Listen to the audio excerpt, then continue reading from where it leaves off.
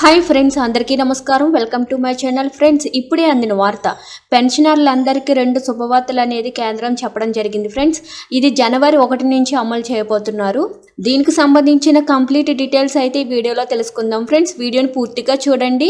అలాగే మన ఛానల్ని తప్పకుండా లైక్ చేసి ఛానల్ని సబ్స్క్రైబ్ అయితే చేసుకోండి. ఫ్రెండ్స్, సబ్స్క్రైబ్ చేసుకోవడం వల్ల ప్రభుత్వం నుంచి వచ్చే ముఖ్యమైన అప్డేట్స్ అన్ని కూడా ముందుగానే మీకు తెలియజేయడం జరుగుతుంది. ఫ్రెండ్స్, ఇంక లేట్ చేయకుండా వీడియోలోకి వెళ్ళిపోదాము. కేంద్ర ప్రభుత్వ ఉద్యోగులకు ఎగురు గంతేసే శుభవార్త.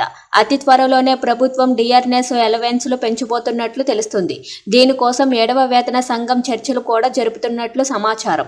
వీలైనంత త్వరలోనే కేంద్ర ప్రభుత్వం డిఏలను దాదాపు 3 నుంచి 4% వరకు పెంచబోతున్నట్లు తెలుస్తుంది.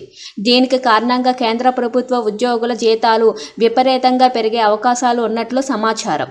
అలాగే త్వరలోనే కేంద్ర ప్రభుత్వం 3% డిఏని పెంచితే ఉద్యోగులతో పాటు పెన్షన్దారులకు కూడా అద్భుతమైన ప్రయోజనం చేకూరే అవకాశాలున్నట్లు తెలుస్తుంది.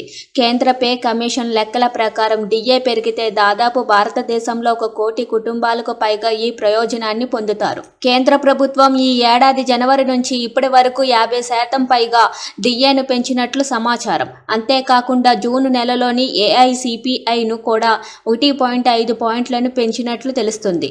దీన్ని బట్టి చూస్తే త్వరలోనే డిఏ 3%కు పెరిగే అవకాశాలు ఉన్నట్లు తెలుస్తుంది. కేంద్ర ప్రభుత్వం డిఏ పెంచితే దీనిని 2024 సంవత్సరం జూలై నుంచి ఉద్యోగులు పొందుతారు. ఇప్పటి వరకు ఏఐసిపిఐ దాదాపు 141.4 పైగా పెరిగింది.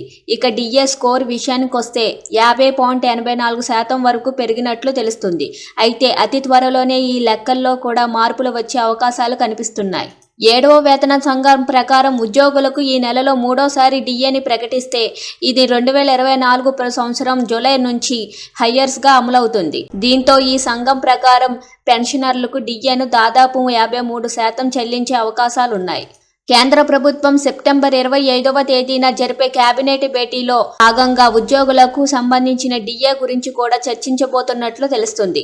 దీనిపై చర్చలు జరిపి త్వరలోనే ఎంత డిఏ ప్రకటించాలనేది వెల్లడించబోతున్నట్లు ప్రభుత్వ వర్గాలు చెబుతున్నాయి. కేంద్ర ప్రభుత్వం ప్రభుత్వ ఉద్యోగుల డిఏను 3% వరకు పెంచితే జీతం భారీగా పెరిగే అవకాశాలున్నట్లు తెలుస్తుంది.